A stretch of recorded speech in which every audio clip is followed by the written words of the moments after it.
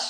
আগামী 21শে অগস্ট 2025 বৃহস্পতিবার গুরু পুষ্য নক্ষত্র। এই দিনটি খুবই শুভ এবং যে কোনো নতুন কাজ শুরু করার জন্য ভালো দিন।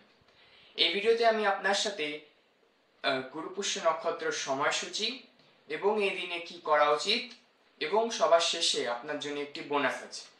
প্রথমে বিষয়টি পরিষ্কার করি।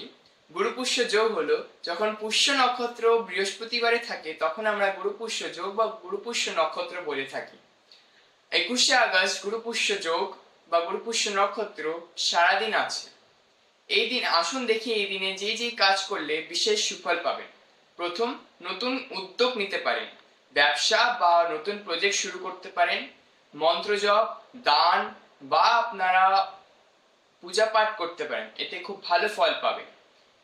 আপনারা নতুন বাড়িতে গৃহপ্রবেশ বা নতুন অফিসের উদ্বোধন করতে পারেন। যাওয়ার আগে একটি বোনাস টিপস। যদি আপনি আপনার জীবনে বৃহস্পতির পজিটিভ ইম্প্যাক্ট চান, যদি আপনার বৃহস্পতি দুর্বল হয় তাহলে এই উপায়টি মারাত্মক ফলদায়ক। আপনি একটি ফলন্ত কলা গাছের মূল নিয়ে নিন।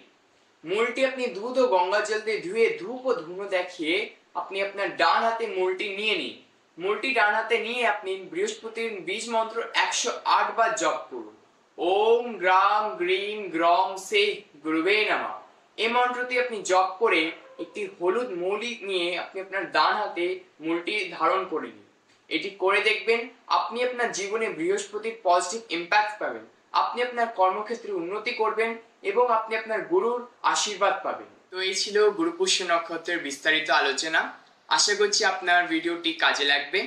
যদি ভালো লাগে লাইক করবেন, শেয়ার করবেন, আমাদের চ্যানেল ডিভাইন বাস্তুলজিকে সাবস্ক্রাইব করবেন এবং যদি আপনারা চান বৃহস্পতি রিলেটেড বিস্তারিত ভিডিও তো কমেন্ট করুন বৃহস্পতি। তো আজকের মতো এখানেই, আগামীকাল আবার দেখা হবে। রাধে রাধে।